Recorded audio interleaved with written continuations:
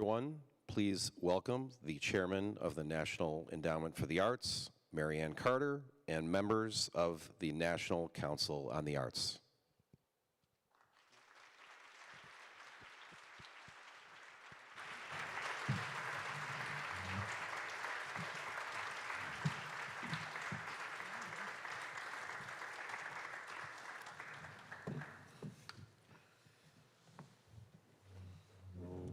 Good morning, everyone. Thank you so much for coming. I'm Mary Ann Carter, Chairman of the National Endowment for the Arts, and this is the 219th meeting of the National Council on the Arts, and it is now in session. We are thrilled to be in North Carolina. I personally have a lot of history here. When I was quite young, my dad was stationed at Camp Lejeune. I've gotten to know Interstate 95 and 85 quite well while my daughter was at High Point University.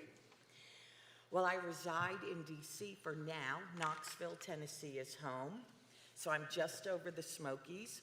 I've been to Bryson City, rode on the train. I have been to West Jefferson, Marshall, Black Mountain, Boone, Blowing Rock, and of course, I've been to Tweetsies. If you're local, you know what I'm talking about. No one else knows what I'm talking about.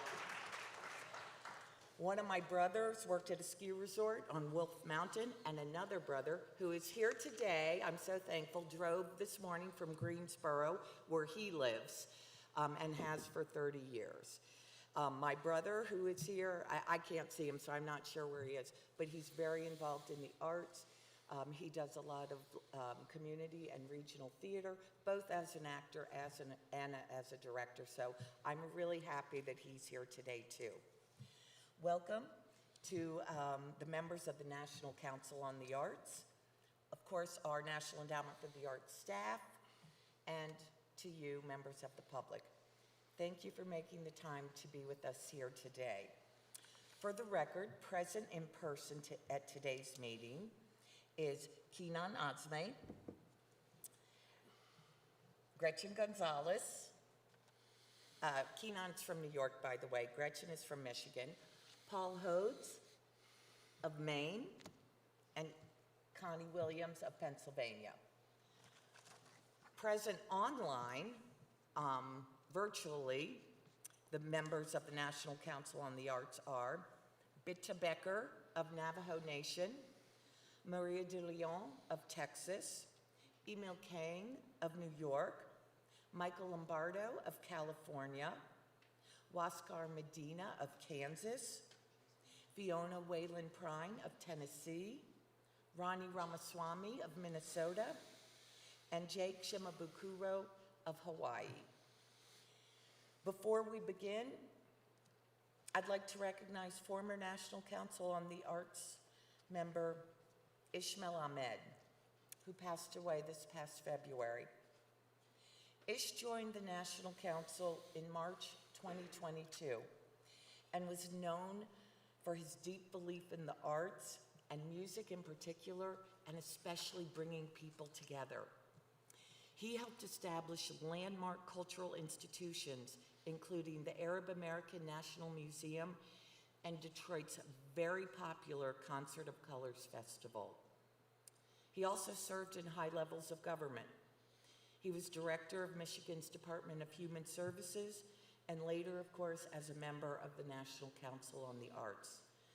And like I said, he spent his life bringing people together through the arts and music, and he is dearly, dearly missed.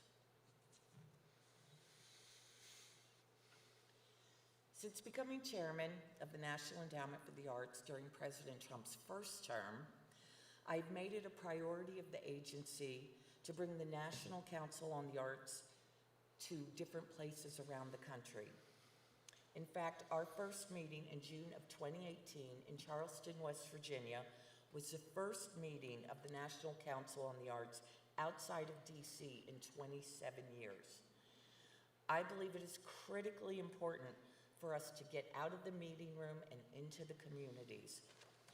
We need to see art in action. We need to witness firsthand how the investment in arts is an investment in the communities and in this case, how art can help a community and its people recover from disaster. And that is particularly relevant because a major priority of the National Endowment for the Arts is supporting communities that have experienced a disaster. We know how hard the arts communities were hit in Western North Carolina by Hurricane Helene. And while we know there is still a long, long road to recovery, we have been inspired by the resilience, the community, and the dedication that we have seen in the last 3 days that we have been here. We're very pleased that Congressman Chuck Edwards is here with us today. Congressman Edwards is a representative for the North Carolina's 11th District. His district covers 15 counties in the state's western mountains, including, of course, Asheville. He began his career in the private sector as a Hendersonville businessman. He developed several successful businesses, ventures that provided significant economic investment and job creation for the community. Congressman Edwards began his elected service in the North Carolina State Senate. He was first elected to Congress in November 2022, where he was placed as a freshman on the prestigious Appropriations Committee. This is a highly sought after committee because, of course, it controls the money, very important, and it's very unusual for a freshman to get on. And so, of course, Appropriations provides funding for every government agency, including the National Endowment for the Arts. So thank you, Congressman, for that. On Appropriations, he serves as Vice Chair of the National Security Department of State Subcommittee, as well as he sits on the Financial Service and General Government Subcommittee. But his priorities continue to be focused on serving his constituents, helping them interface with federal agencies, and assisting them with the challenges, such as helping Western North Carolina communities recover from natural disasters, but especially from Hurricane Helene, which is what we are focusing on today. And let me add a personal note here. Most of what a member of Congress does is not glamorous. It doesn't make splashy headlines. I want you to know the Congressman and his staff has been in constant contact with our staff. Everyone checks in. Everyone wants to see what's working, what isn't working, are resources getting where they need to go. I know the Congressman has brought in other federal resources as well. There's a lot to the job of being a member of Congress, but in my personal opinion, nothing is more important than making sure the members' community gets what they need, especially during a disaster. So please, please join me in welcoming Congressman Edwards to the podium.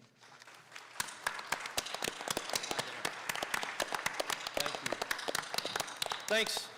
Thanks so much for that very generous introduction. Welcome, everyone. My name is Chuck Edwards, and you are in North Carolina's 11th Congressional District. What an honor it is to be able to represent the folks here in Western North Carolina, and what a thrill it is for me to be with you here today.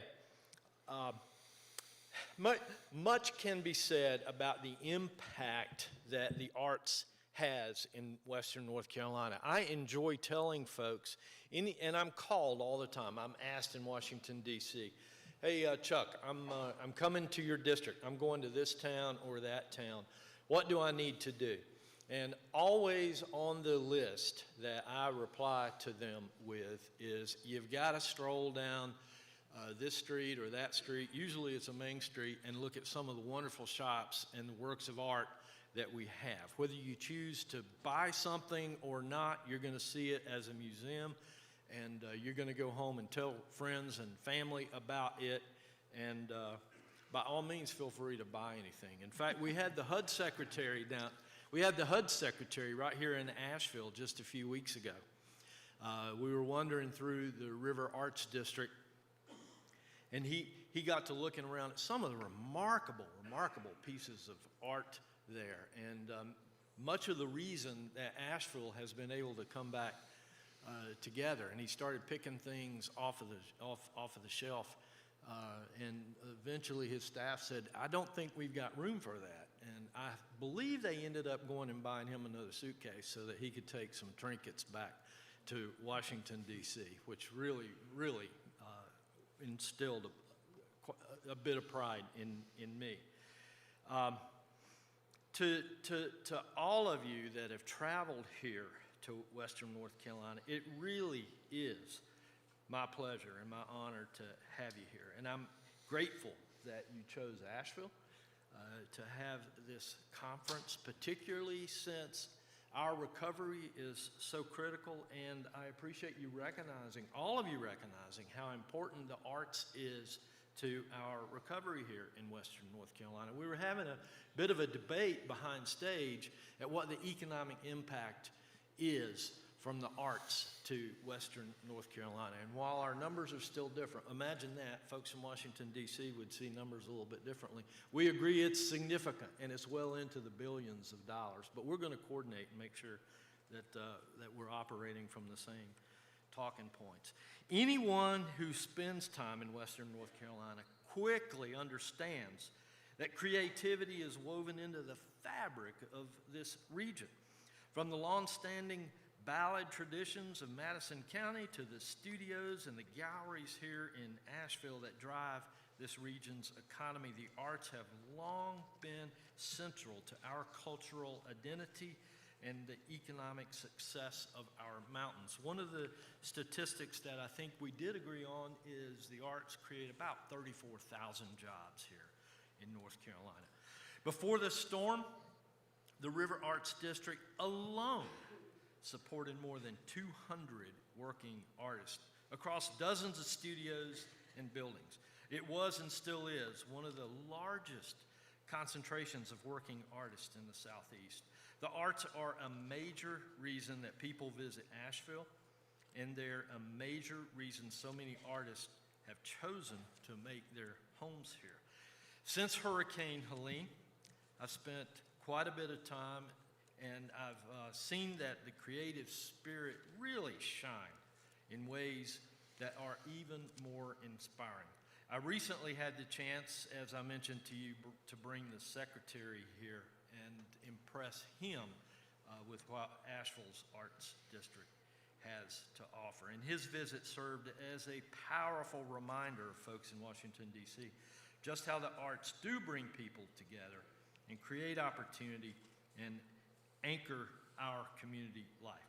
Over the last 5 years, the National Endowment for the Arts has invested more than $19 million in North Carolina, and I appreciate you working to help that funding stream continue.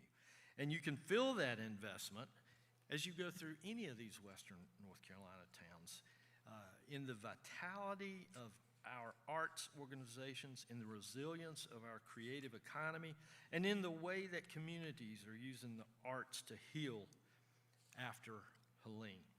As a member of the House Appropriations Committee, I support and I'll continue to support federal investments in the arts, and I'll continue that work as we move forward with fiscal year 2027 appropriations.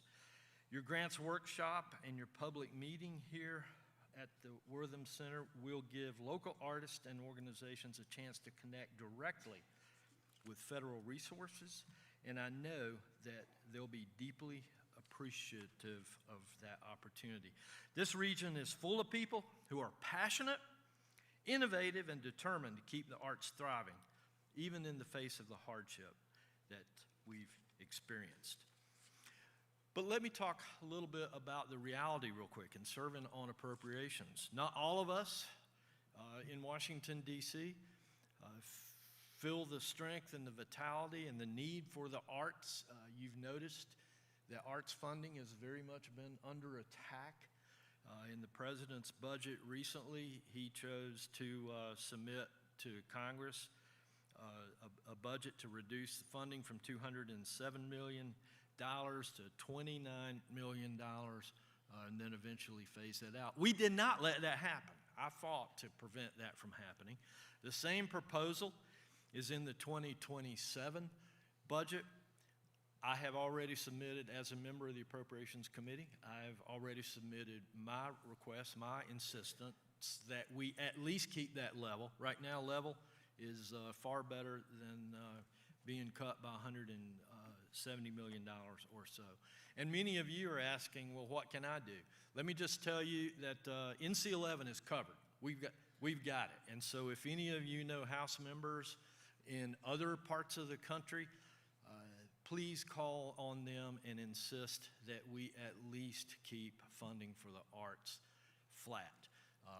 And in spite of what we may see come out in a budget, inevitably we see amendments trying to strip it out here and strip it out there. I've fought to defeat those amendments, and I hope that you'll join me in calling on other members of Congress to do the same. Thank you so much for having me this morning. It's been a real pleasure. Thank you, Congressman. Thank you for your hard work. Please keep up the good work. Your constituents are amazing. As I've said several times, we've had such a great time here. And the artists and the art communities and all the towns are well worth the investment. Recently, I was with the National Assembly of State Art Agencies for their board meeting, and I learned something new about North Carolina history. North Carolina is recognized as the birthplace of local arts agencies, a model that we now see across the nation. The first formally organized local arts agency was the Arts Council of Winston-Salem and Forsyth County, created in 1949. One of that organization's founders, Phil Haynes, was also a founding member of the National Council on the Arts.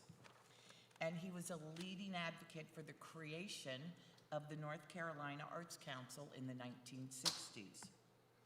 The North Carolina Arts Council was the first state arts agency to secure state dollars and distribute them to counties on a per capita basis. That strategy was a major success and continues to this day, reaching over 1 million North Carolina residents each year. That is a model that is now replicated in other states. It is seen as a way to support broad public engagement in the arts. At the National Endowment for the Arts, we know that we can't reach all Americans through our direct grants.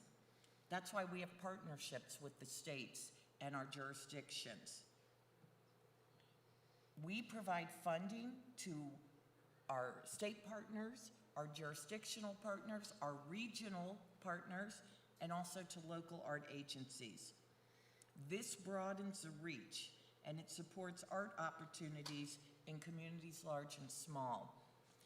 And I want to mention why this is really important. I'm sure everyone in this audience has heard previously, can't private dollars replace public dollars? And so we looked into that to determine, could private dollars replace public dollars? Well, what we found is looking at the top 1,000 foundations that give to the arts, almost 1/4 the country, about 700 counties, receive no private money at all.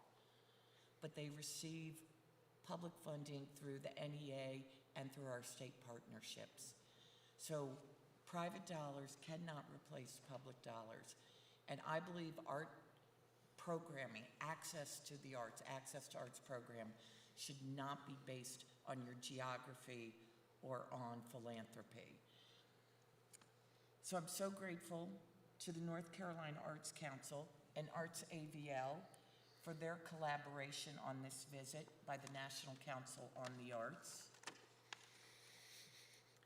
While we couldn't visit every community impacted by the hurricane, we are so grateful for the ones we did visit and for those of you who shared your experience with us.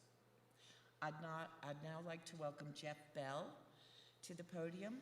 He's Executive Director of the North Carolina Arts Council.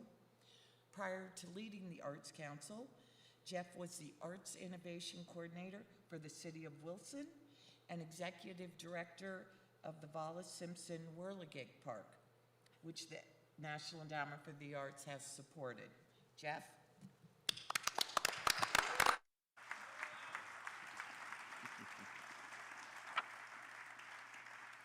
Thank you, Chair Carter.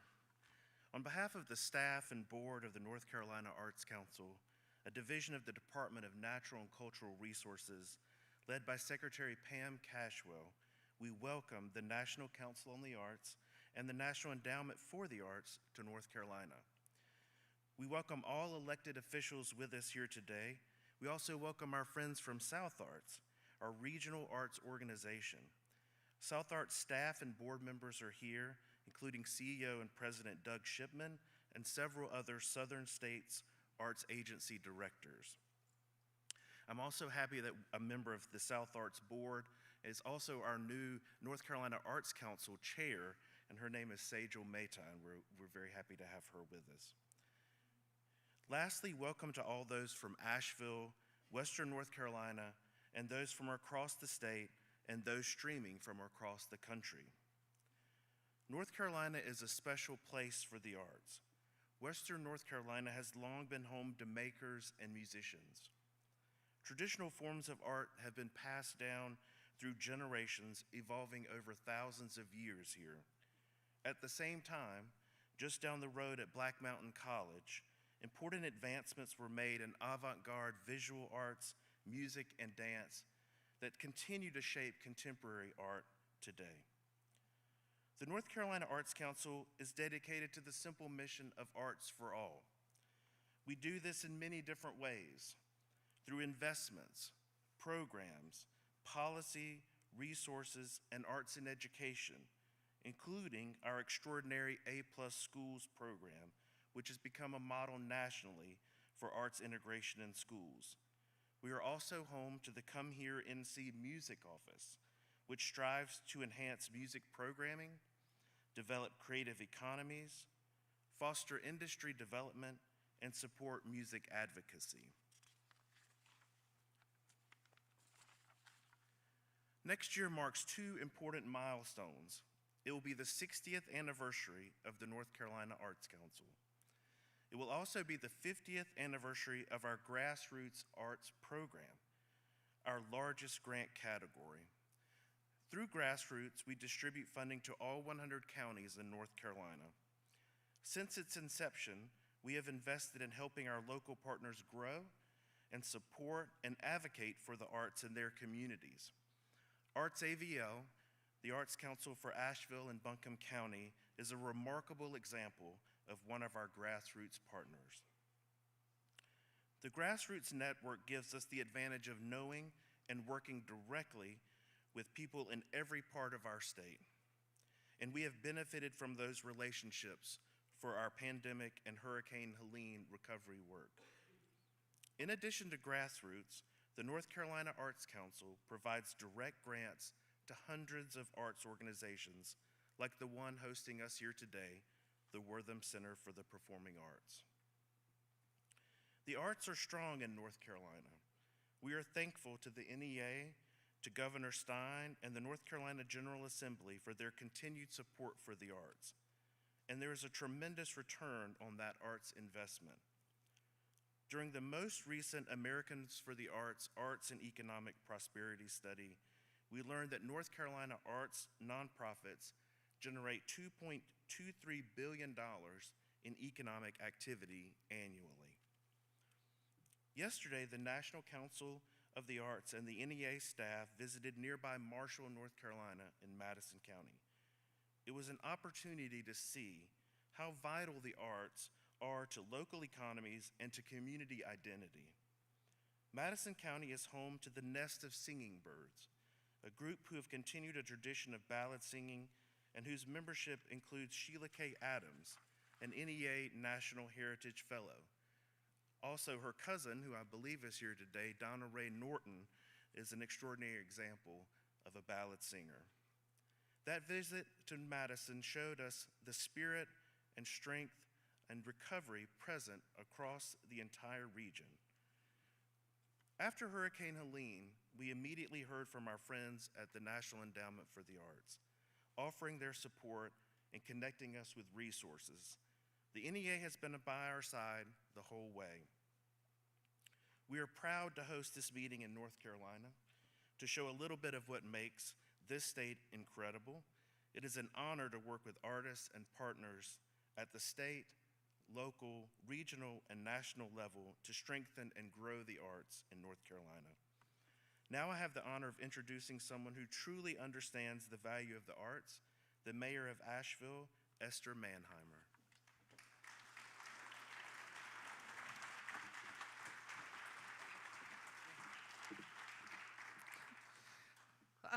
It's always a pleasure to be here, but I'm always blinded by the light. So you all are probably reaching your speech limit, and especially when you can see all these drums up here. So I will just welcome the members of the National Council of the Arts and the National Endowment of the Arts to Asheville. We're so excited that you're here. And thank you for making this your location. I love your roadshow concept. That's perfect for us. This is the NEA's second formal visit since Hurricane Helene, and that continued presence means a great deal to our community.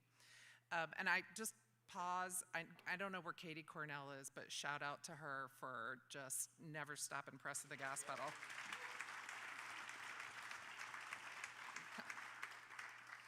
I do want to express deep gratitude to the NEA for all you've done and continue to do to support Western North Carolina's recovery. And I'm speaking not only as the mayor of Asheville, but also as the co-chair of the Governor's Advisory Committee on Western North Carolina Recovery. From that vantage point, I can say clearly the arts sector has been both deeply impacted by the storm and is absolutely essential to how our communities are recovering. And we did have the pleasure of having Katie come and present to our committee just recently to talk about all the work with recovery that they are doing. I always, when I reflect about the arts, I do want to share on a personal note what it's meant to me in my life and thinking about what it's meant to you in your life. I grew up in a home where the arts were valued as much as a so-called traditional job. My father received an NEA grant when I was in the 7th grade to write, to document the history of the trains in Spokane, Washington. He was Railroad Ron that year. My mom is a contemporary fiber artist and a member of the Guild here in Asheville. And there were always fabric dye baths around my house that I had to stay away from, and sewing machines and needles and thread and all the accoutrement. And when I was little, we had a coworker of my father's living with us who would later go on to become the poet laureate of Wyoming. But when I knew him, he played Zydeco in my basement on an accordion and taught me how to play the clarinet. He also spoke French. It was pretty amazing. My sister went to the North Carolina School of the Arts for high school and later to Cooper Union in New York City, and her medium was photography, of which I was a not very attractive subject in many of her avant-garde photos. And meanwhile, I'm just a boring lawyer, but I have appreciated so much what role the arts has played in my life, and I know for many of you, the arts is woven into your lives as well. The arts are not just a part of Asheville and Western North Carolina's identity. They are a key part of our economy and a critical part of our recovery, supporting small businesses, artists, and the vitality of this region. They also play a vital role in helping people reconnect, process, and heal in the aftermath of trauma. And I know art was very important for us in our recovery from Helene and remains so today. Your partnership, you being here, reinforces that this work matters, not just locally, but nationally. Thank you again for being here. Thank you for being here, for your leadership, and for standing with Western North Carolina as we continue the recovery. Thank you. Thank you, Mayor. Thank you for all your hard work and everything you will continue to do, as well as everything you have done. And Jeff, thank you so much. We love working with the North Carolina Arts Council. Established by Congress, the National Endowment for the Arts is an independent federal agency charged with making the arts available to all Americans. For our first order of business, may I get a motion to approve the minutes from the January 2026 council meeting? So moved. Second? Second. Thank you. Now I would like to introduce Tony Chevelle. He's the Deputy Chair for Programs and Partnerships at the National Endowment for the Arts. Tony? Good morning, council members. We will proceed with the grant application review section of today's agenda. The tally of the votes will be announced at the end of today's meeting. The council will be voting by ballot today on award recommendations in 3 funding areas: grants for arts projects, state and regional partnerships, and national initiatives. These funding recommendations are found in the corresponding sections of your council book. For your vote to be tallied, you must be in the room or joining the meeting via video conference or on the telephone line at the time of the motion, discussion, and vote. Council members joining virtually, you must email your votes to Kim Jefferson in these categories immediately at the conclusion of this part of the meeting. Council members' affiliations are noted for the record, and each member has been provided an opportunity to update this information prior to the meeting. Council members are recorded as not voting on applications with which they are affiliated. May I have a motion to consider the recommended grants and rejections under the Grants for Arts Projects, State and Regional Partnerships, and National Initiatives in the council books? So moved. Second? Second. Thank you. It's now my pleasure to summarize each funding area. As you know, the Grants for Arts Projects, also known as GAP, is the largest grants program of the National Endowment for the Arts, supporting excellent arts projects for the benefit of all Americans. Through project-based funding, the program provides funding for public engagement with the arts and arts education, for the integration of the arts with strategies promoting the health and well-being of people and communities, and for the improvement of overall capacity and capabilities within the arts sector.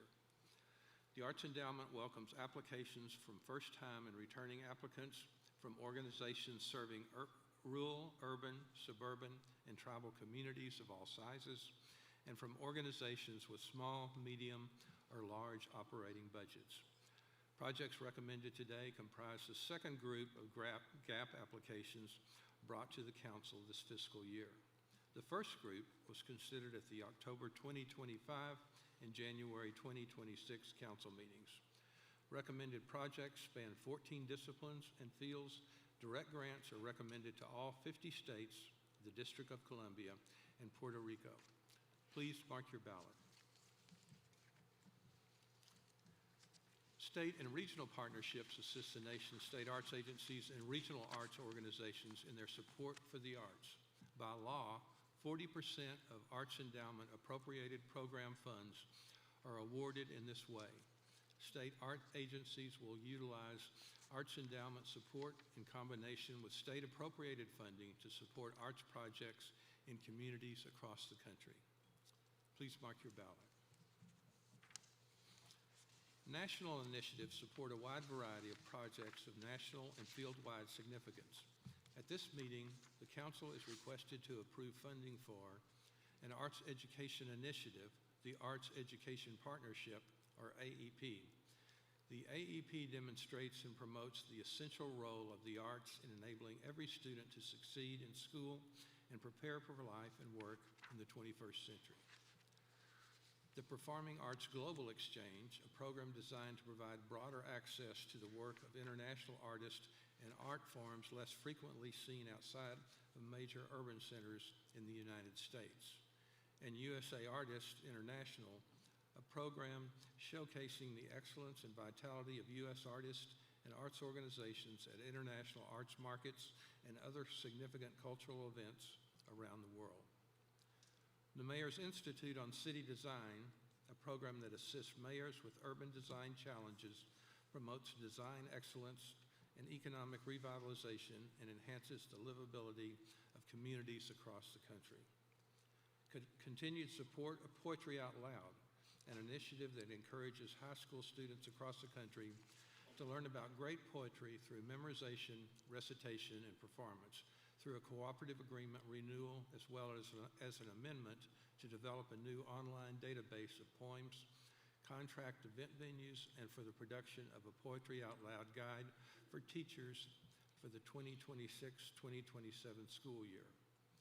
Another of the agency's signature national initiatives is literary arts, and it's the NEA Big Read, an initiative that supports community reading programs designed around a single Big Read book. A cooperative agreement to support the production and management of the NEA Jazz Masters, a ceremony and tribute concert, which honors the NEA Jazz Masters Fellows, the 2027 class of NEA Jazz Masters Fellows. The Musical Theater Songwriting Challenge for high school students, a national services initiative that will support research, information, and professional development services for the National Endowment for the Arts, state arts agencies, and the 6 regional arts organizations. The renewal of 3 National Endowment for the Arts research labs, which focus on the arts, creativity, cognition, and learning, as well as the arts, health, and social and emotional well-being. And Shakespeare and American Communities, which professional theater companies will bring performances and educational activities to middle and high school students, as well as support apprenticeships for early and mid-career theater administration and technicians across the country. Please mark your ballots.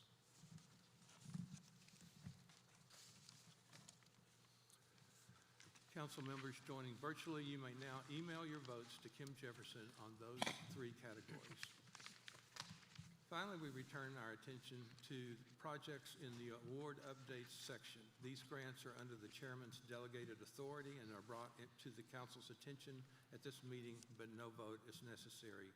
Included are 2 20% amendments, 47 chairman's extraordinary action grants, including 33 projects that will celebrate the 250th birthday of the United States with music from U.S. military bands, and 11 NEA Spirit of Sports projects that will celebrate American creativity and highlight local artistic and cultural traditions inspired by the 2026 FIFA World Cup Games in the United States. And finally, 3 interagency agreements. Mary Ann? Great. Thank you so much, Tony. For more information on any of those national initiatives that Tony spoke about, you can find more information at arts.gov. And Tony mentioned Poetry Out Loud. We actually crowned a champion for Poetry Out Loud last week. It is a recitation contest that we run with Arts Mid-Atlantic. We had 130,000 high school students participate this year.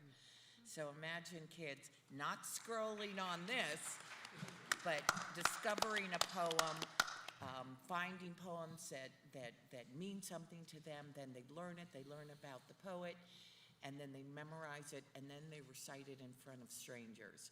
That's pretty amazing. More skills that cannot be taught in the classroom. So please, arts.gov, you can, again, find information on all those different initiatives. As I said in my opening, support for disaster relief and emergency response and preparedness for artists and arts organizations is a priority of the National Endowment for the Arts. In fact, we have added this to our grant guidelines as an area we are specifically interested in supporting through our grant making. However, we do have a long history of helping communities prepare for and recover from natural disasters and national emergencies, including disaster relief in the wake of September 11th, Hurricanes Katrina, Harvey, Maria, and Ian, and the devastating tornadoes in Joplin, Missouri, and western Kentucky. Our work following the devastation of Hurricane Maria in 2017 actually marked a pivotal moment in the agency's history. For the first time, the Arts Endowment employees deployed multiple times to Puerto Rico and the U.S. Virgin Islands. This was a new aspect of the National Endowment for the Arts support and is carried forward today with the agency's response in North Carolina. In Puerto Rico and the U.S. Virgin Islands, the agency was able to provide financial support, including funds for regranting, technical and policy assistance, and leadership when requested. The agency also helped facilitate the use of arts for community healing and assisted with the development of a mural in an area that had suffered from high substance abuse and high suicide rates following the hurricane. We know firsthand artists and arts and cultural organizations are some of the most vulnerable populations and often have difficulty accessing relief funds and services after a disaster. This was especially evident here in North Carolina, where the arts community was particularly hard hit and impacted by the hurricane. The agency's prior experience responding to Hurricane Maria, including the agency's coordination with other federal partners, helped the Arts Endowment to mobilize quickly to bring assistance to Western North Carolina. In addition to providing $200,000 in funding through the North Carolina Arts Council to support recovery activities, our agency staff also worked with our federal partners to help catalog damage, outline recovery needs, and develop short and long-term recovery goals for the creative sector. As a member of the Federal Natural and Cultural Resources Recovery Support Function, sorry, remember that's DC, these are the kind of names they give, the Arts Endowment is working in coordination with other federal agencies such as the Department of the Interior, the National Park Service, to contribute advice, guidance, and resources to address recovery for the arts and cultural sector. In a few minutes, you'll hear more from Eleanor Billington, Civic Partnerships Manager at the National Endowment for the Arts, to understand more about how the Arts Endowment worked in lockstep with our state and local partners to support disaster relief efforts here in North Carolina, and how these efforts are helping to inform best practices and resources for other communities and, sadly, for future disasters. Before I introduce the panel, I want to share a few updates as we approach the summer and the celebration of the 250th anniversary of the signing of the Declaration of Independence. This spring, the National Endowment for the Arts, in partnership with the Office of the Second Lady, invited students in grades K through 8 to take part in a bookmark design challenge. Thousands of students took part in the challenge, sending in bookmark designs that showed what America means to them. We have been working on narrowing down the entries, and finalists and winners should be announced very soon. The winning students will join us this summer at the Great American State Fair, where the National Endowment for the Arts is excited to provide 16 days of programming for the Arts and Humanities stage. This will take place June 25th through July 10th in Washington, D.C. on the National Mall. We've also created a passport, think Disney Epcot, where you can walk around to all the state pavilions that will be lined up on the mall and mark your progress as you visit. We hope you can make the trip to D.C. and join us. But if you can't come to D.C., we are likely funding a project very close to you. We have awarded America 250 grants in all 50 states for projects, of course, honoring the semi-quincentennial. We are also providing support through our state partners that are racking up more than 1,200 arts activities throughout the nation. Another project I'd like to mention is the City Art Poster Project. In partnership with the U.S. Conference of Mayors, we are inviting mayors and city leaders to collaborate with artists to create posters that celebrate local history and inspire hope for the future. This is a great opportunity to showcase the artistic and cultural heritage of your city. For more information on how to participate, visit the U.S. Conference of Mayors website. As Tony mentioned, we have provided grants to the 11 cities hosting FIFA games for arts programming during the tournament. And we have a very special category this year, again, as Tony mentioned, for communities to bring military bands for community performances that they might not likely have seen before. I'd now like to turn things over to Eleanor Billington, Civic Partnerships Manager at the National Endowment for the Arts, and her fellow panelists. Following Hurricane Helene, Eleanor and her colleague Michael Orlov conducted 2 rounds of site visits in Western North Carolina. We worked with state and local partners on a needs assessment and loss estimation to understand the impact of the hurricane. The National Endowment for the Arts also advocated that the arts sector be represented in discussions around short and long-term recovery on federal and local recovery teams. This resulted in creative sector representation at the Department of Interior's long-term recovery planning efforts. If I mispronounce this, excuse me. Buncombe County Recovery Plan, and also made sure that there was cultural representation on North Carolina Governor's Advisory Committee for Recovery, which the mayor mentioned she was a part of. Eleanor is joined by representatives from the state and local community to share more about how they work together from their different perches to support both short and long-term recovery efforts. Eleanor, thank you.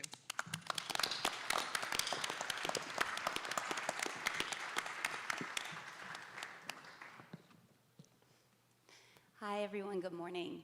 It is so wonderful to be here in Western North Carolina. As Chairman Carter mentioned, I've had the privilege of being in this area many times over the past year and a half, but I'm also from Eastern Tennessee, so I grew up coming to this area with my family as a child, going to hike or rent a cabin in the mountains. So I'm always really grateful to be back here, and y'all are wonderful hosts always. As Chairman Carter said, my name is Eleanor Billington. I'm the Civic Partnerships Manager at the NEA, so I work a lot with local arts agencies and local government. But why I'm here today is because I also help manage the NEA's disaster readiness and response portfolio. And that is how I got to meet all these wonderful women who are on stage with me. You're going to hear a lot more from them in just a moment, but I'll introduce them now quickly. So Vicki Vitiello here is a longstanding and beloved Deputy Director at the North Carolina Arts Council.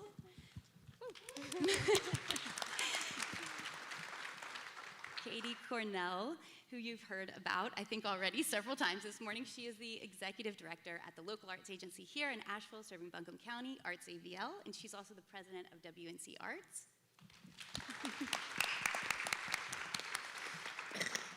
And Jamie Karalik is a talented printmaker who has a studio in practice in Spruce Pine, North Carolina, which I think is this way.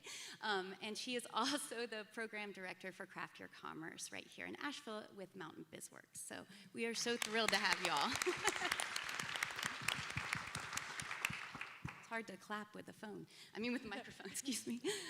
So we are gonna dive right into it. A lot of what we're gonna talk about today is partnerships and how important they are both before and after disasters occur. I know y'all have already heard a lot about the National Endowment for the Arts work in Western North Carolina after Helene, but what we want to start by talking about this morning is really how important those partnerships are and those trusted networks are prior to a disaster. When you're in an emergency situation, you're in a crisis, you don't usually pick up the phone if you have cell service and call someone that is a stranger. You're gonna call your trusted partners, your friends, those you know already that are in your network. So those prior networks are really key to successful disaster response and recovery.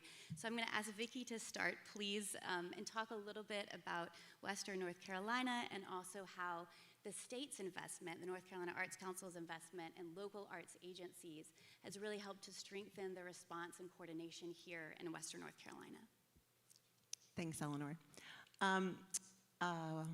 I'll begin where we've already mentioned the Grassroots Arts Program a couple of times as part of our remarks.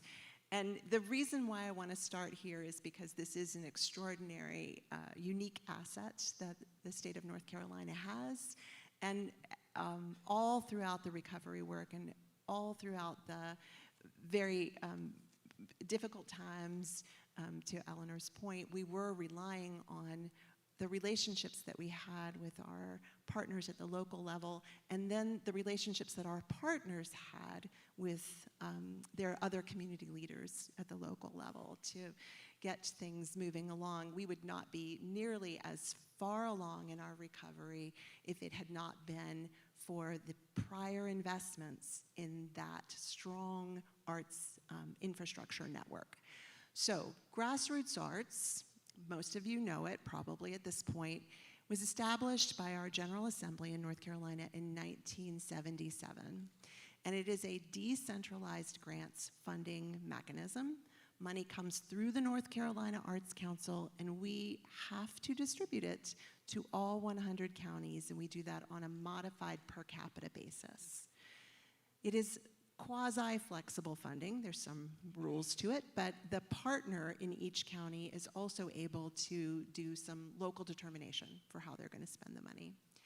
And the extraordinary thing about it is it's been 50 years almost of money flowing through us to all 100 counties. Reliable, steady infrastructure development.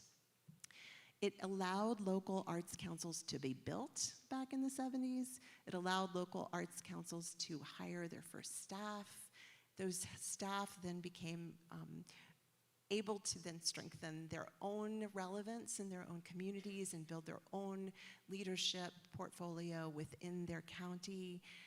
Over time, it just strengthened into a mature network. It's a network also that knows each other.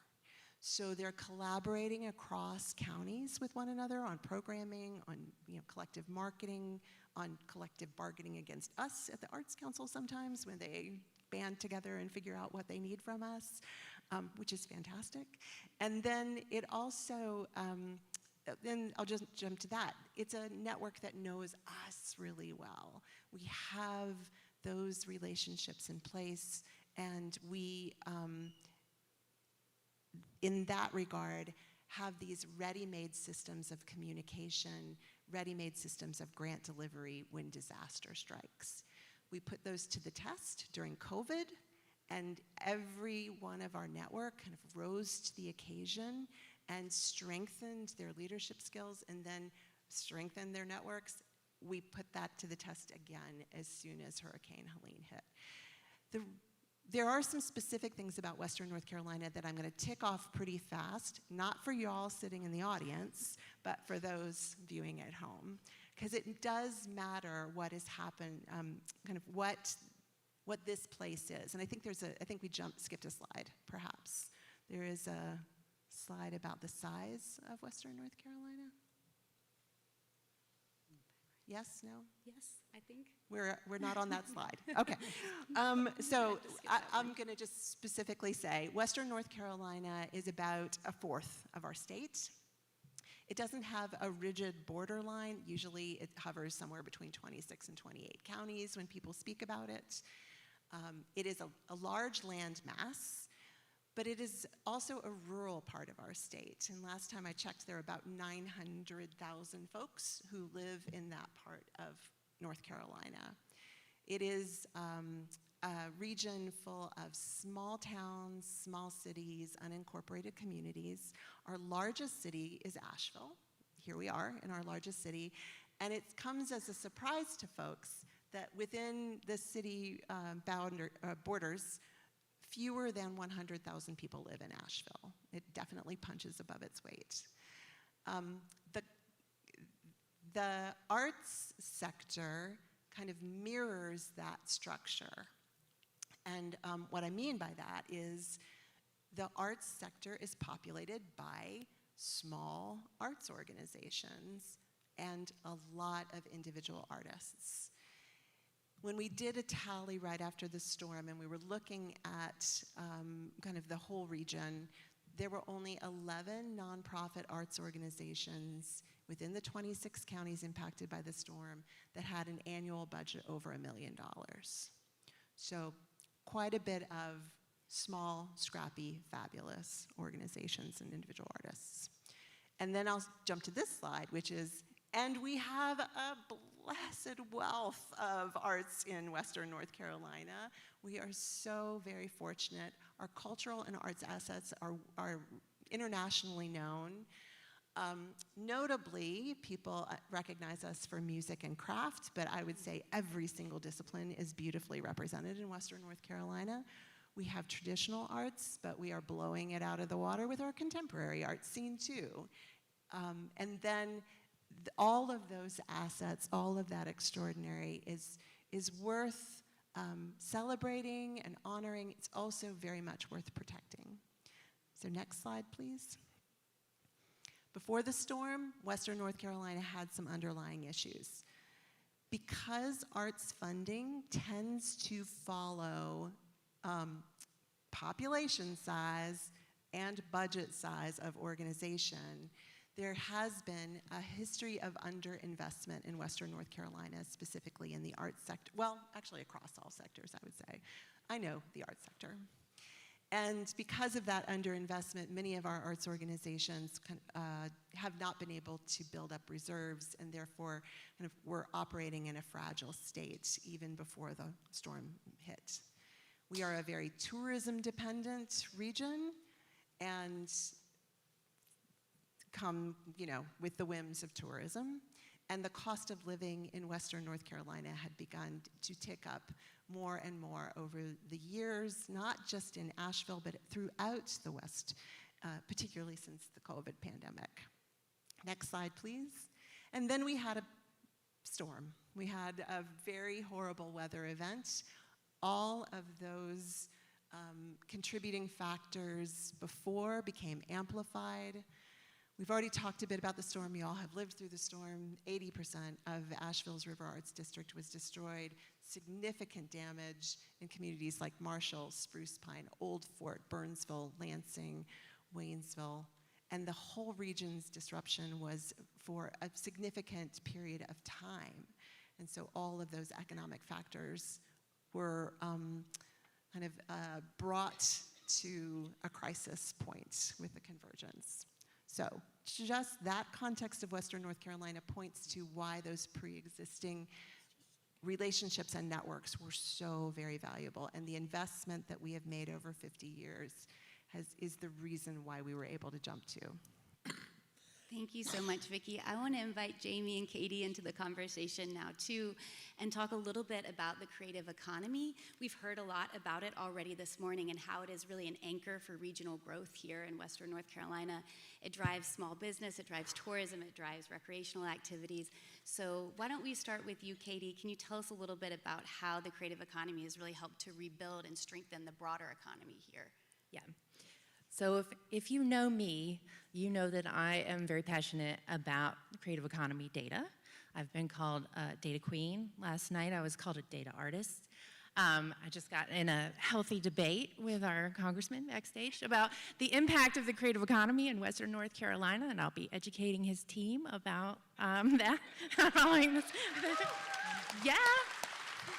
So in the best of times, creative economy data is vitally important for advocating for the region, for the arts sector, but when you have a disaster, you need that data. It is critical for being able to communicate what could be lost.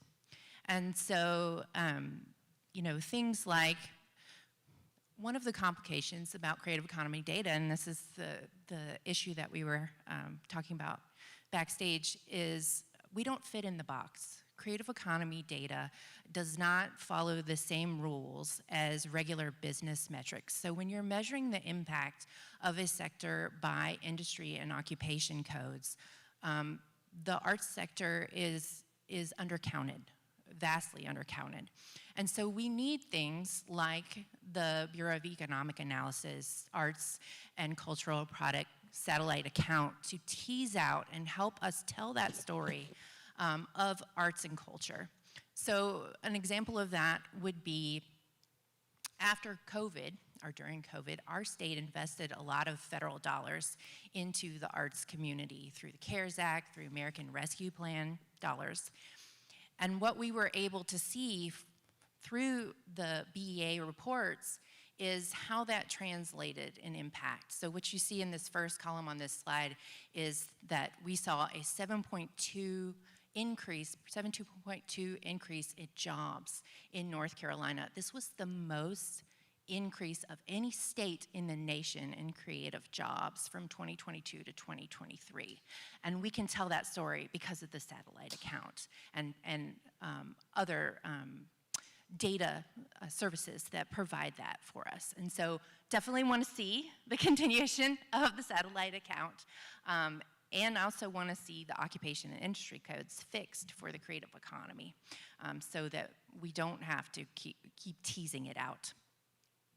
But what we were able to show in Western North Carolina is the arts sector is not small. If you look at the 28 most western counties in North Carolina, it's $3.1 billion in economic impact. It's 34,000 jobs. And sadly, in the fourth quarter of 2024, we saw a 70% decline in tourism due to the storm, and that was an impact of 63% to the creative economy in Western North Carolina, and that's an important story for us to be able to tell.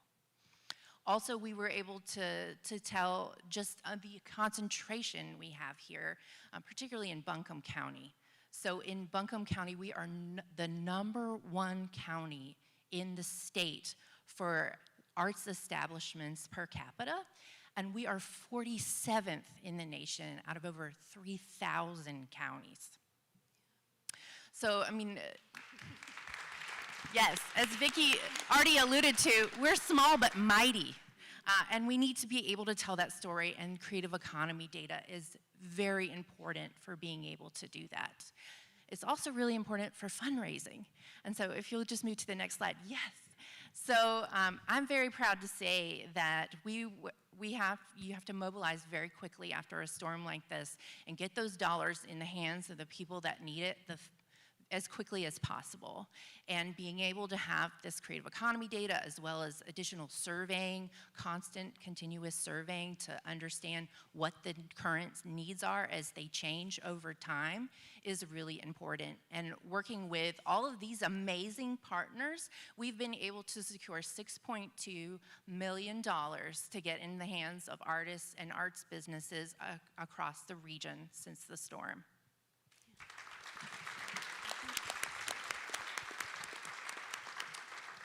But giving people money alone is not enough, and so I want to hand things over to my very good friend, Jamie Karolich, to talk more about that. Thank you, Katie, and hello, everyone. I'm going to talk about technical assistance.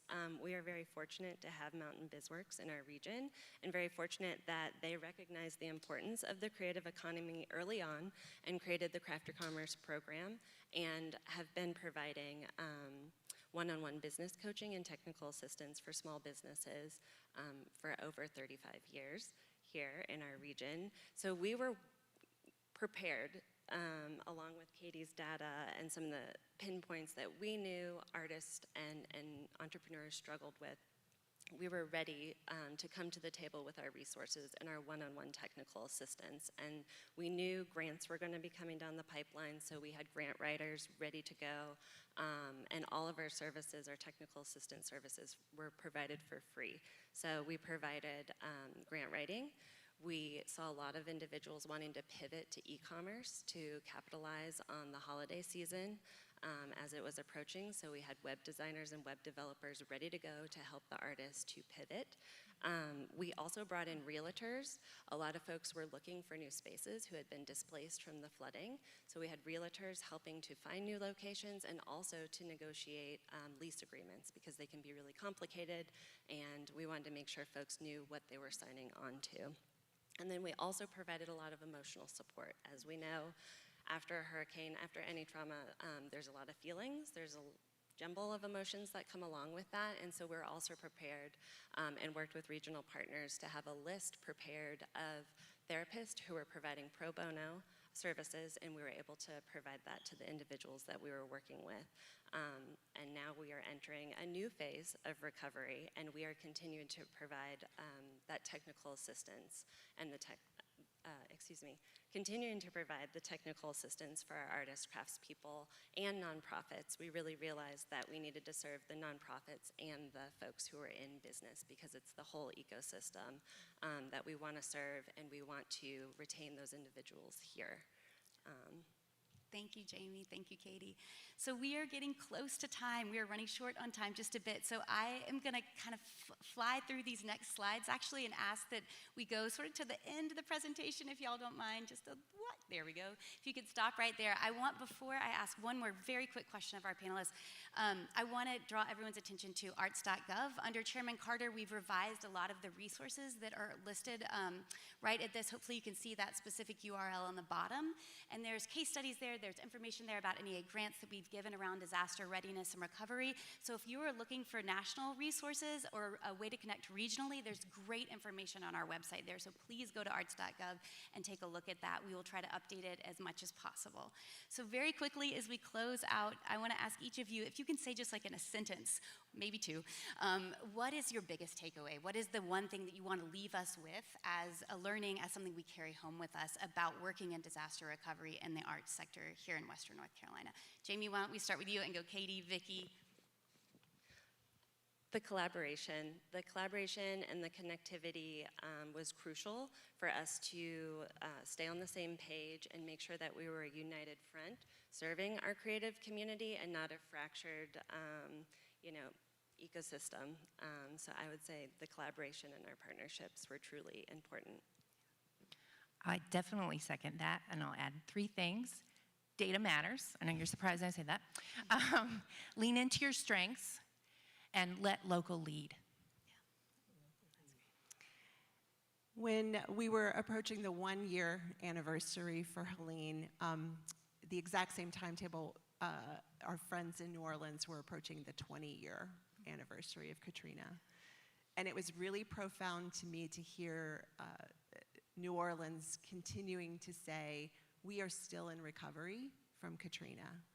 And I don't want to land on a downer, but it does mean, it helped me to calibrate, we are in this for the long haul, and there's opportunity for a long rebuild that's going to end up allowing us to invest even more and strengthen North Carolina to be better than before.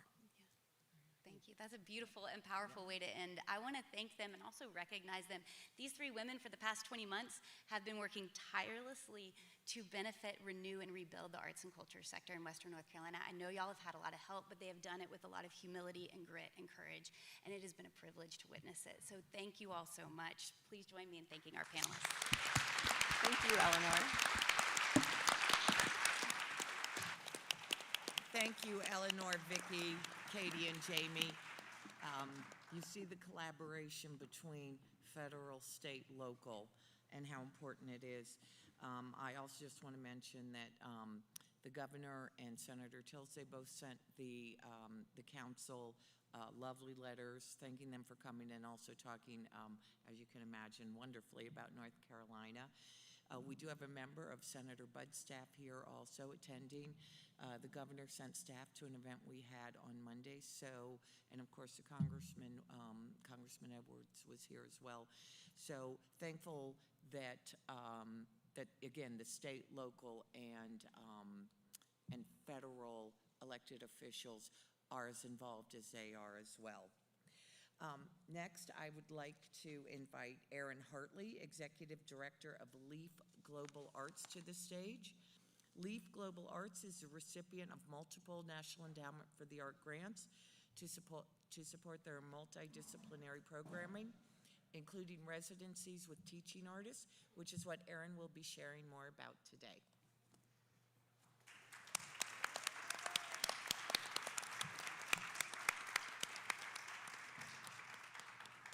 Thank you so much for having us here today. So LEAF Global Arts began in 1995 as a music festival in Black Mountain, North Carolina. And in 2004, we added our outreach programs, working with kids in public housing and community programs, after-school programs, and eventually in schools. From there, we added our LEAF International program beginning in Rwanda, and we now support culture keepers in 15 programs in 10 different countries around the world. In the past 22 years, we have served over 100,000 youth, and now in Asheville, we have a growing roster of 30+ resident teaching artists. And this work is in large part to the support and love we have from the National Endowment for the Arts, South Arts, Arts AVL, the North Carolina Arts Council, the City of Asheville, and many more. We're so grateful to have you in our city. Through all of these challenging times, one thing that I know about this community and this arts community in particular is that we lift each other up. So I see so many familiar faces out there, and I'm so grateful for all the work that we've been able to do together. It's really special to have you here and see what we do, see what this community can do. Times are still uncertain, as we've heard over and over today. Times are still uncertain and challenging for LEAF right now. Many of us barely got through COVID. We didn't fully recover, and then we were hit with the storm. And we're still rebuilding, but we're rebuilding together and cheering each other on. One of my favorite things that we get to do with LEAF is have our students work with some rock star musicians and performers on stage, and we get to bring them to our events, and they get the rock star treatment.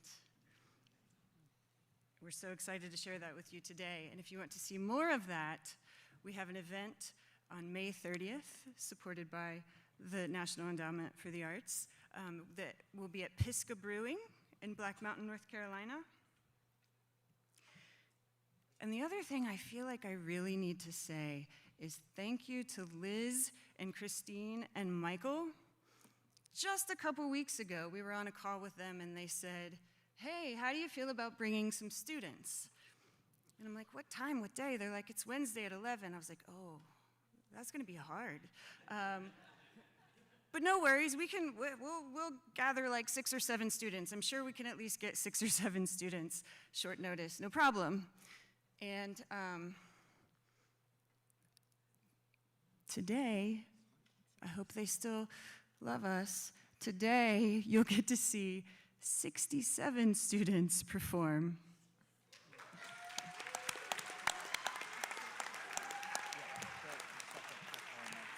So, thanks, and I'm not going to say sorry because you're going to love it so much that you're going to forget that I said 6 or 7 when it was 67. The first school you're going to get to see today is Francine Delaney New School for Children.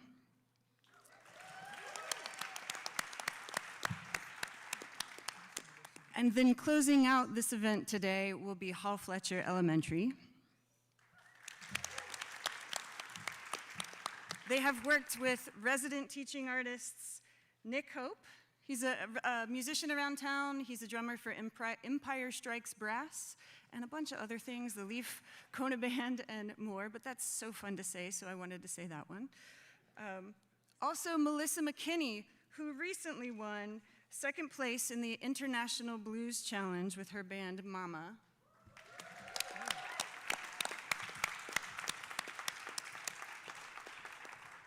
And Adama Dembele. Adama comes from Mali in West Africa and grew up in Ivory Coast. He teaches both cultural traditions. He's 33rd generation musician. Ooh. And has been... Yeah.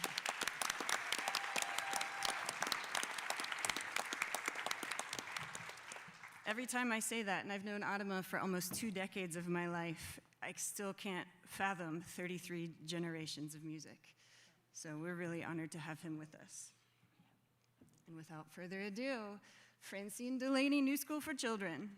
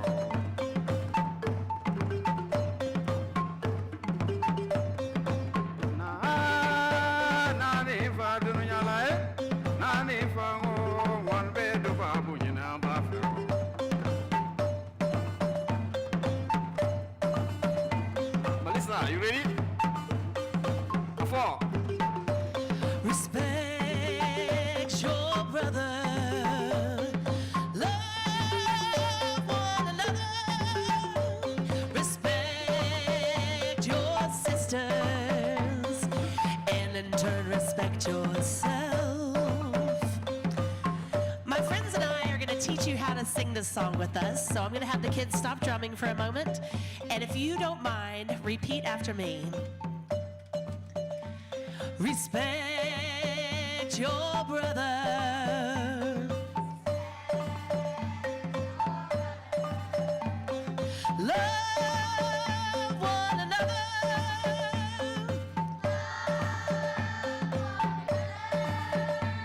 Respect your sisters.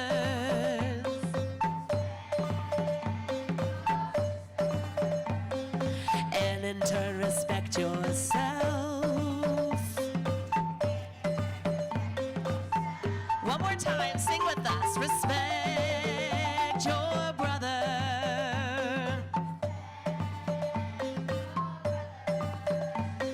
Love one another.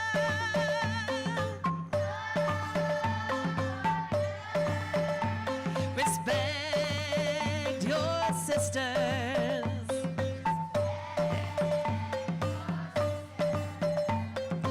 And in turn, respect yourself.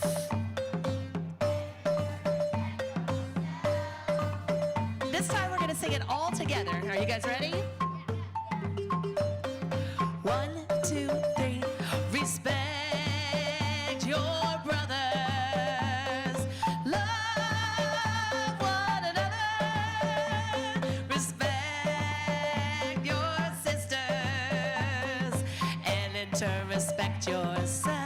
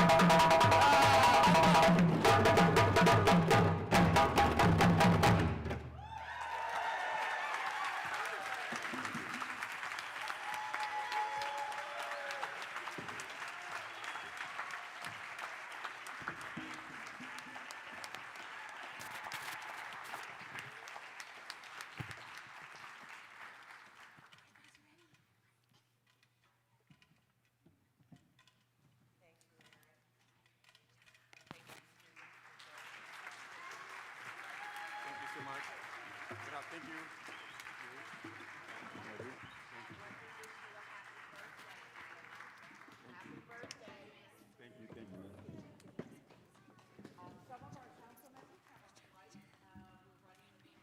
we thought, so they have to leave to go catch their flight. But again, such a great trip. Has been such a memorable trip, and I know they are so thankful that they came. Now it is my pleasure to welcome Sarah Cass and Al Yeck to the stage. Sarah has been an integral part of the National Endowment for the Arts Creative Forces Initiative since its inception. She's currently Senior Military Medical Advisor at the Henry M. Jackson Foundation, which is our partner that manages the clinical program of Creative Forces. In this role, Sarah oversees the Creative Art Therapies program, which brings art therapy, music therapy, and dance movement therapy to military patients and veterans who are receiving care at the Department of War and Veterans Affairs facilities across the nation. This is a program that is so near and dear to my heart. My own father served 25 years in the U.S. Navy, and so all the programs that we do that help our wounded men and women currently in uniform and our veterans are very important to the National Endowment for the Arts. Sarah is joined by Al Yeck. He's Executive Director of the Veterans Healing Farm. Please go out if you get a chance. They're here, yeah. They're here to discuss how Creative Forces has been supporting the veterans and military-connected population impacted by the hurricane. Sarah, thank you. Thank you, ma'am. Al, how do you feel about being sandwiched between that previous show and another one that follows it? I tell you, it's a very hard act to follow. It's a little bit. Without a drum. It's a little bit daunting. I was going to say, if you ever want to make a retired Navy doctor nervous, invite them to speak at an arts conference, and then put them between children going 6-7, 6-7, and playing the drums like mad. So I'm kind of wasted, but I'm going to just try to get through this next 10 minutes. And fortunately, I've got Al by my side, so we're going to be just fine. So again, I work with Creative Forces, which the chairman has already given you a great overview of what we do. I'm very honored to have been doing this work for the last almost 15 years now. And it has been an honor to watch the impact of both the creative arts therapies in a clinical setting, as well as the engagement with arts in our community settings to help service members, veterans, and their families recover from the impacts of war and of serving in the military. In the last probably 5 or 6 years, we've been really trying to understand how we might take what we have learned from working with a traumatized population impacted again by war and by military service, and understand how we might take some of the lessons learned and apply them to other traumatized populations.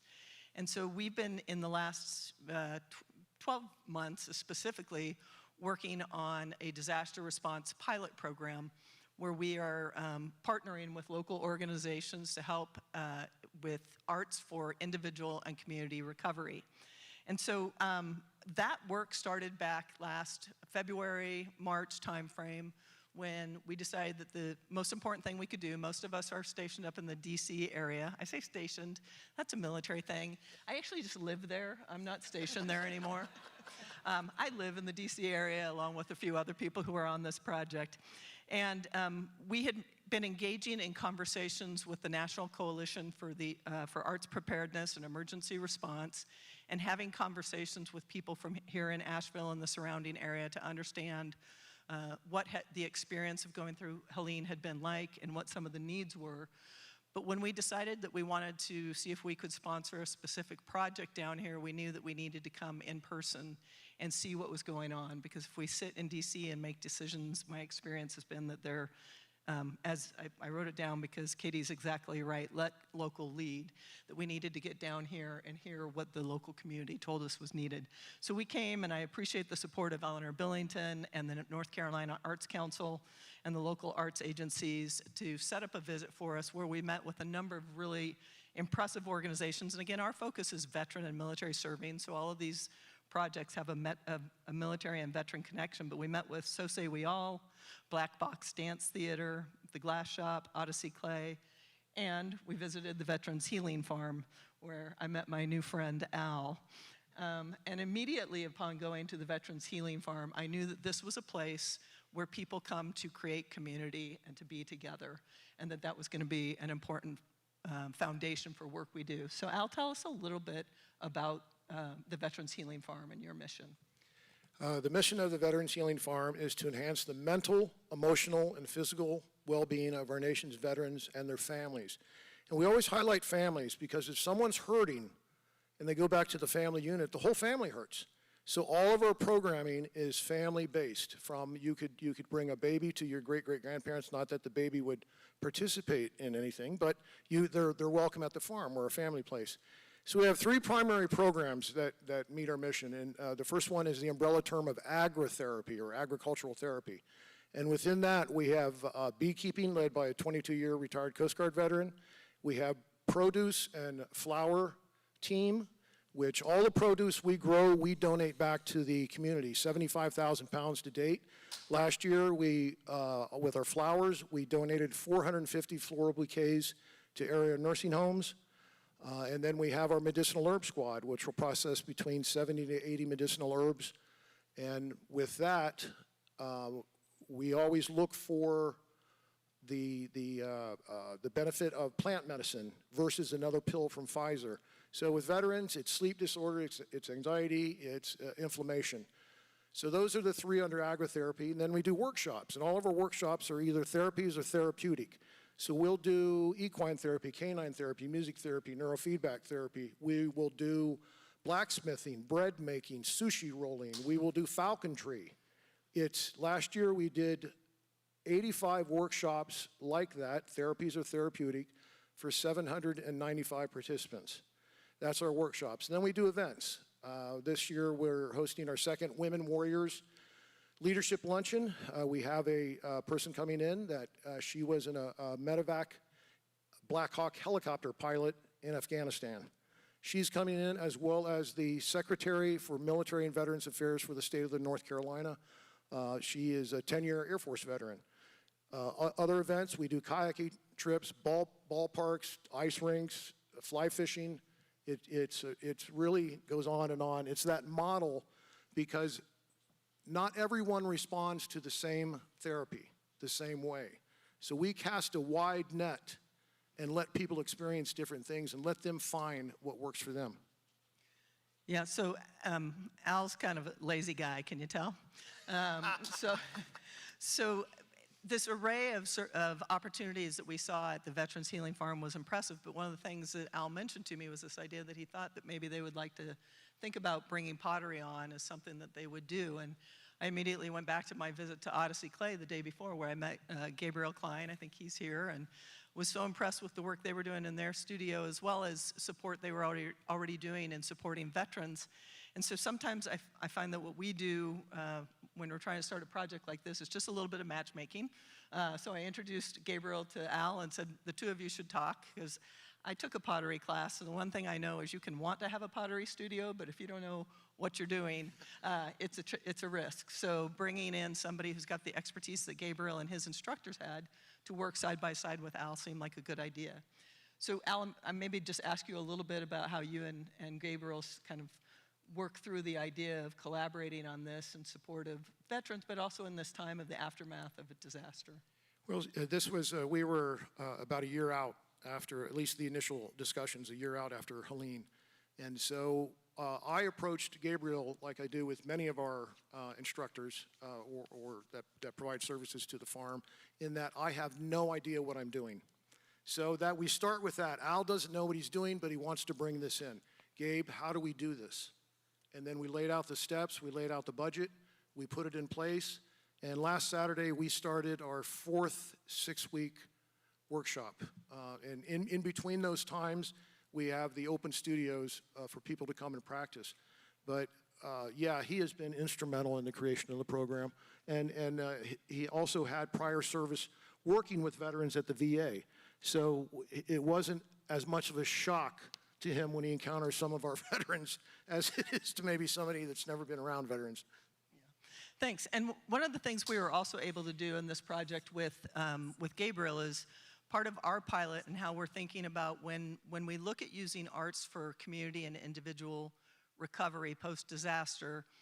I think that arts very naturally are a part of that recovery. It happens whether anybody intervenes or not. That's just sort of the nature. I think you all have seen that here in Western North Carolina. We work at this kind of continuum of clinical care to community engagement where we believe there's some value in enhancing just the work of the art to have an understanding of trauma-informed best practices and leaning on our clinical side too to help prepare people for the powerful impacts of the arts. And so we hired a therapist who's here in the crowd today with us, Sarah Basich. Kudos to Sarah for being on board, and she met with Gabe and Odyssey Clay, and they did know how to work with veterans, and they're very good about that, but they took advantage of the opportunity to learn a little more about how to work from a trauma-informed practice perspective, and I think that's been helpful. I know Gabriel gave some kudos to Sarah on that as well, and so having a local resource on the clinical side that you can reach out to is something that we've been exploring and think is important as we continue our work going forward.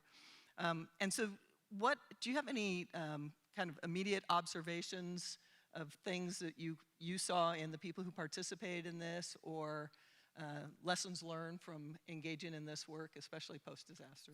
There's one thing that comes to top of my mind, and that is, and I'll start out by a quick explanation of PTSD.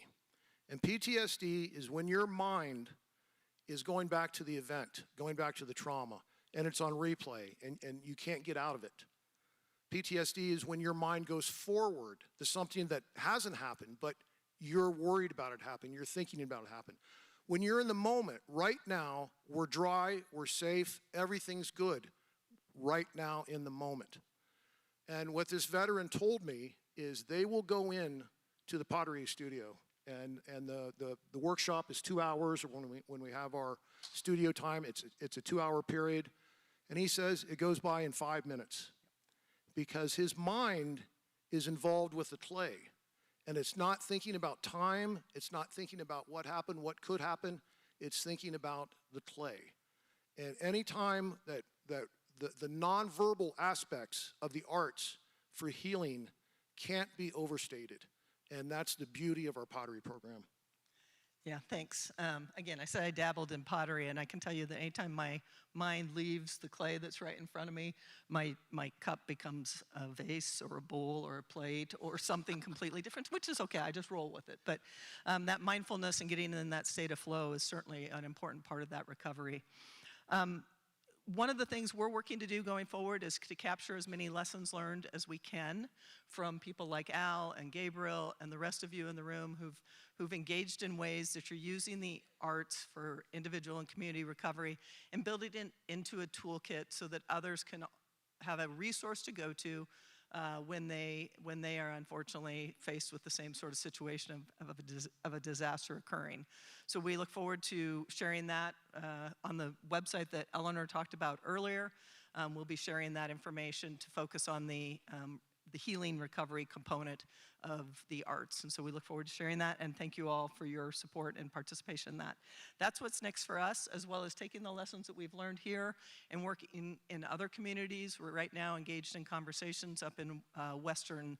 Apparently Western is a bad place to be these days because Western Alaska too has suffered a significant impact from Typhoon Helene, and we look forward to working with that community and helping them hopefully in similar ways to we've been able to do here.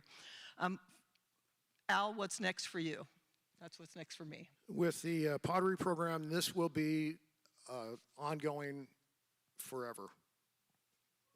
That's what we like to hear, ongoing Yes. forever. Ongoing forever.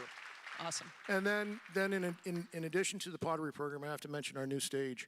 We have a 18 by 24 foot covered stage built for us that sits at our 2-acre pond is the backdrop for it. And so besides musical performances, we're going to have everything else out there that, think of an outdoor black box, and that's what that's going to be. So if you haven't been out to the farm, let me know. You're all welcome. We could go right now. Just let me know. All right, and with that, yep, thank you.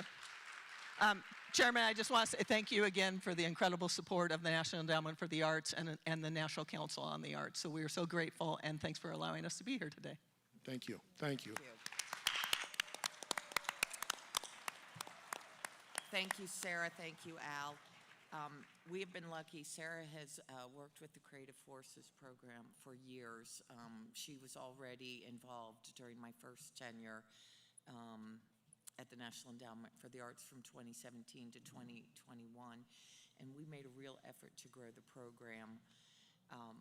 We've talked about disaster recovery, and that was sort of how we phrased this, but really it is still all healing. Obviously, with the veterans that Al is helping, that's healing.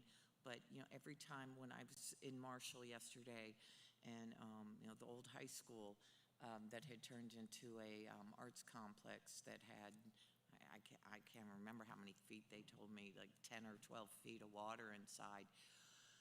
That's now restored with new studios. That's healing. That's a part of healing. And the arts plays such a central role in this. And that's why I focus so much on creative forces and disaster recovery and arts and health. And you'll be hearing more about that throughout my tenure. Just want to thank everyone for coming out, everyone who participated in these last 3 days with us. This has been amazing. Doug, who's head of South Arts, he held a beautiful reception Monday night. Yesterday in Marshall, Brandon, who's head of County Arts Council, the mayor there in Marshall, obviously the mayor here in Asheville, the congressman. Thank you all. It's been wonderful, and it has been uplifting to see the community come together in the way they did. As the final piece of business, I am pleased to announce that the National Council on the Arts has reviewed the applications presented to them, and that a tally of the council members' ballots revealed that all recommendations for funding and rejections have passed.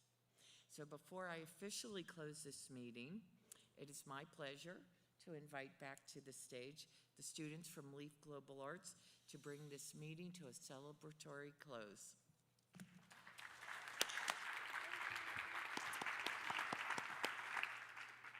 I just wanted to give another thank you to all the teachers and administrators who made this possible today, and thank you for letting us share with you why we do what we do. And one last thing. So this guy, stage right with the drum, it is his birthday, so if you could give a round of applause for Adam's birthday.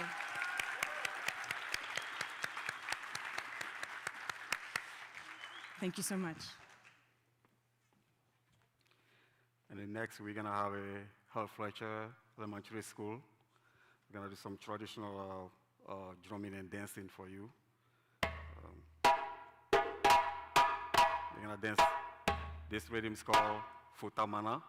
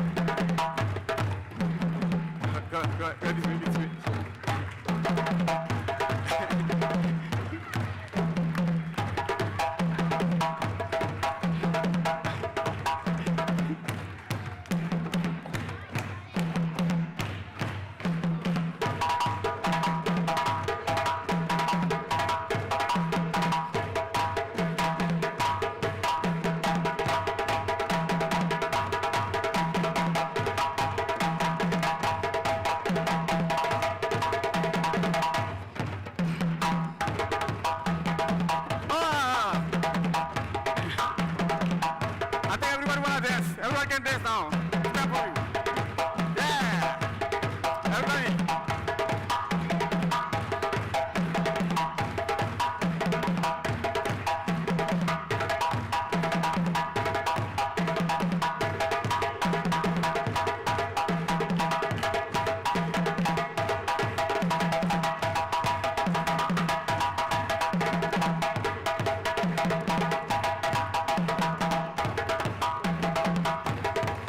Yeah. Look at that. Ready?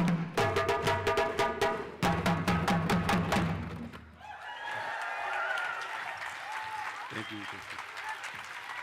Thank you. Thank you.